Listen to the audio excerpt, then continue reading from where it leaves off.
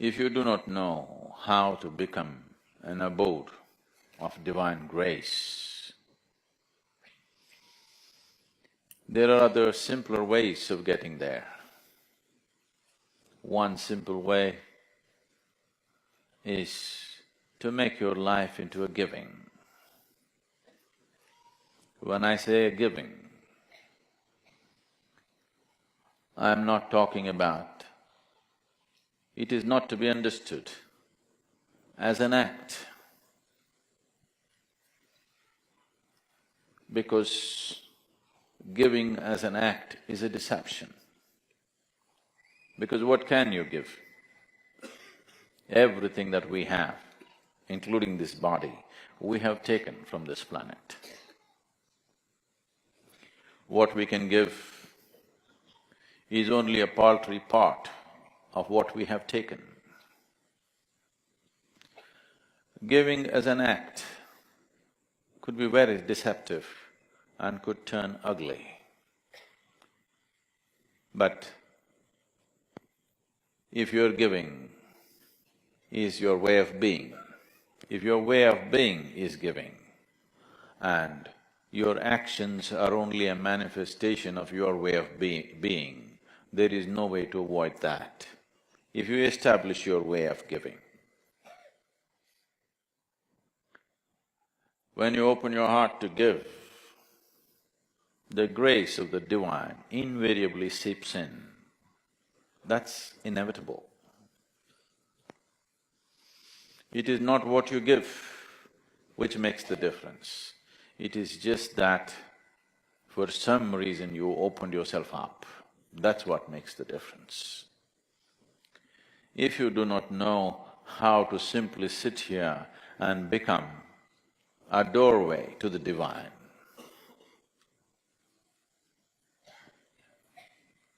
giving is a simple way of making yourself porous enough so that the grace of the divine inevitably enters you.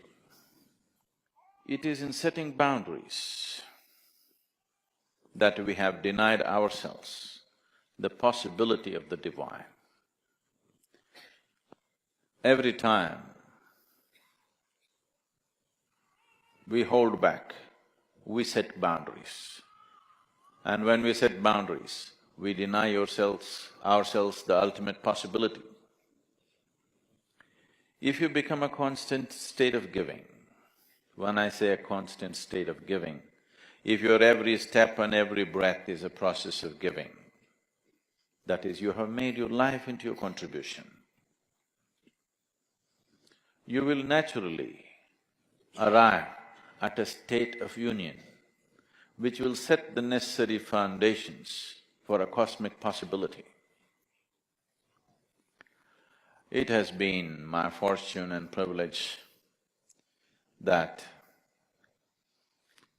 at a very early age, I became a witness to a certain state of giving, a certain transaction which was beyond anybody's understanding who was there, including mine. I have told you, probably many of you, a few times, about my great-grandmother, who lived up to be 113 years of age. Because she would never die, people thought she's a devil of a woman. She buried her husband, she buried all her children, a few of her grandchildren, and I think even a couple of her great-grandchildren. But she wouldn't die, 113 years of age.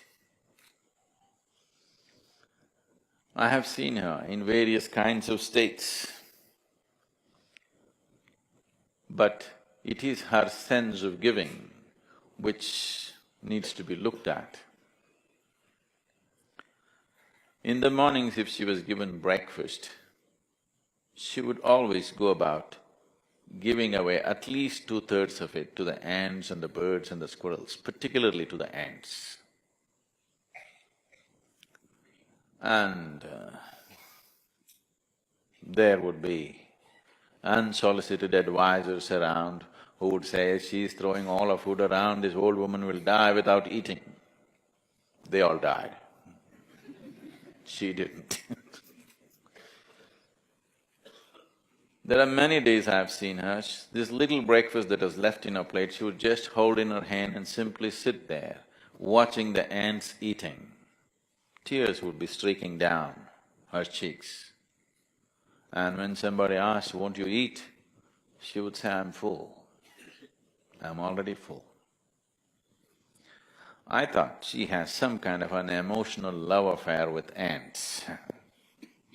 I was only 3, 4, 5 years of age. She was well over 100.